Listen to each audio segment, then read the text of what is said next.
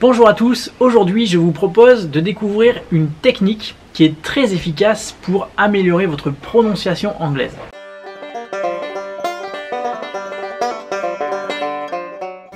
En fait, ça améliore non seulement votre prononciation, mais également votre compréhension et aussi votre mémoire, on va appeler ça la mémoire immédiate pour parler. Je vous donne un exemple. Si je vous donne une série de chiffres en français, votre langue maternelle, vous allez pouvoir facilement la retenir et les écrire, mettons, tous à la suite, sans avoir besoin de me demander de les répéter. Par contre, si je vous donne la même série de chiffres en anglais, ça va être plus difficile pour vous de les écrire de mémoire, parce qu'on est moins habitué à répéter comme ça une langue qui n'est pas notre langue maternelle. Donc avec cet exercice-là, ça va aussi améliorer cette partie-là voilà, du langage aussi, hein, qui fait partie du langage. En fait, le speech shadowing, donc dans speech il y a le discours, et shadowing ça vient de shadow ou l'ombre. Donc là c'est l'idée de suivre le discours comme une ombre. Donc c'est une technique qui est très efficace parce que ça va vous permettre d'imiter ce que vous entendez immédiatement après l'avoir entendu.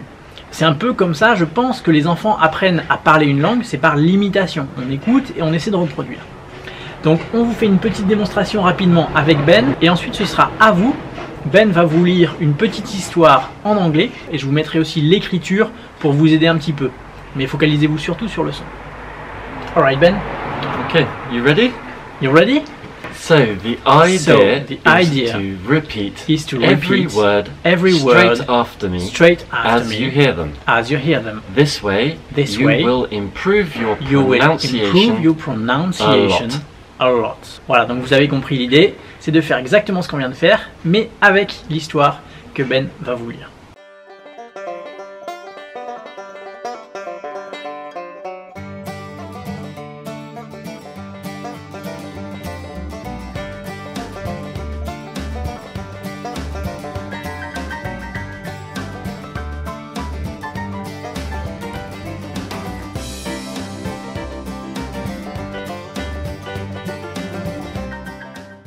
Hello everyone.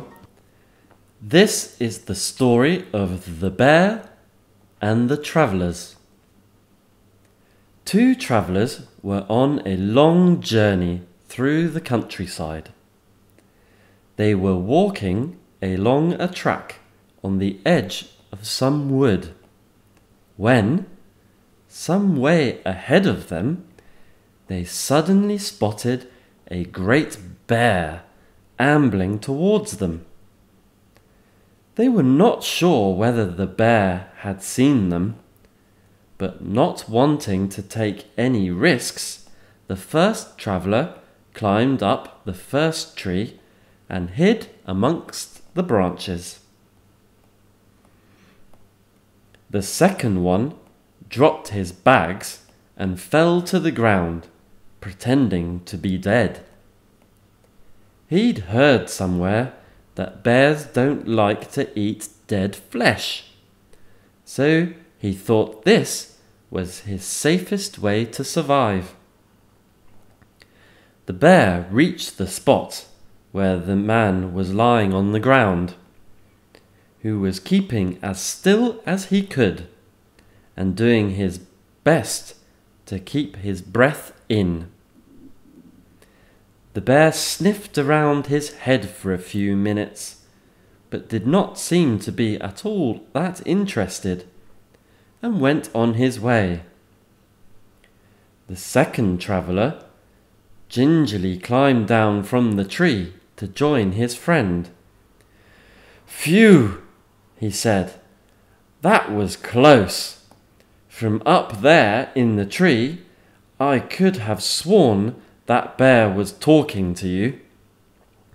"He was," the second one replied. "He told me to be more careful in future when setting out on a journey, and not to travel with someone who deserts you at the first sign of trouble." And that was the story of the bear and the travellers, one of Aesop's fables. Voilà, j'espère que ce premier petit exercice de speech shadowing vous a aidé. Si c'est le cas, merci de mettre un petit pouce vers le haut sur cette vidéo. Et puis, vous pouvez aussi nous rejoindre sur la formation Prononcer sans peur. On a beaucoup d'exercices pour vous aider à améliorer votre prononciation. Donc, si ça vous intéresse, rejoignez-nous en cliquant sur le petit i qui doit apparaître sur la vidéo. Quelques petites explications quand même pour terminer sur cette fable. C'est une fable qui est attribuée à Ésope. Ésope, c'est un auteur grec. Et en fait, moi je pensais à un auteur grec de l'Antiquité. Et elle vous a peut-être rappelé la fable de Jean de La Fontaine qui s'appelle L'ours et les deux compagnons. C'est la fameuse fable dans laquelle la morale, c'est il ne faut pas vendre la peau de l'ours avant de l'avoir tué. Et bien cette fable-là, en fait, on a une scène très similaire qui se passe avec l'ours qui murmure à l'oreille du compagnon qui est à terre.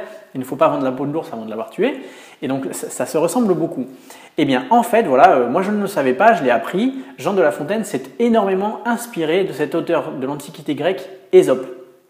Ésope, c'est notamment à lui qu'on attribue des fables très célèbres comme le lièvre et la tortue. Il y a beaucoup de versions de cette fable-là, mais voilà, c'est pas Jean de La Fontaine qui a inventé cette fable-là, il en a simplement fait une version. Alors, on va voir un petit peu de vocabulaire maintenant parce que ça peut toujours vous aider. Il y avait quelques mots peut-être que vous n'avez pas compris dans cette fable. Alors, premier mot de vocabulaire, c'est le mot journey. Journey, ça veut pas dire une journée, c'est un faux ami, ça veut dire un voyage. C'est l'expression d'un long trajet. Ensuite, dès le début, il parlait de two travelers who are doing a journey through the countryside. Ça veut dire à travers la campagne. Countryside, c'est la campagne, c'est la nature, c'est le milieu rural. Et au bout d'un moment, il voit un ours et le verbe qui est utilisé, c'est ambling towards them.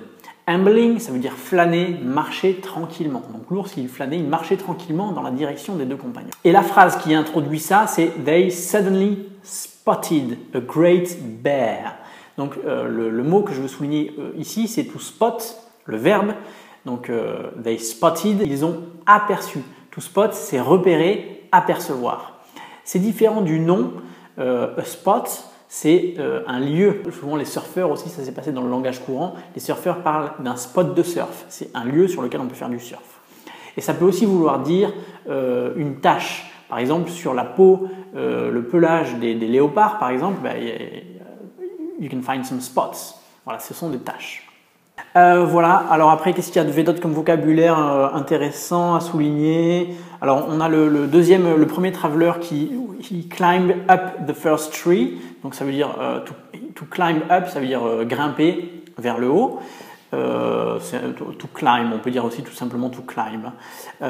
Et le deuxième, the second one, dropped his bags and fell to the ground. To drop, ça veut dire laisser tomber. Donc, il laisse tomber ses sacs et il tombe à terre. L'histoire avance et ensuite, quand l'ours s'en va, on a une phrase avec l'adjectif gingerly.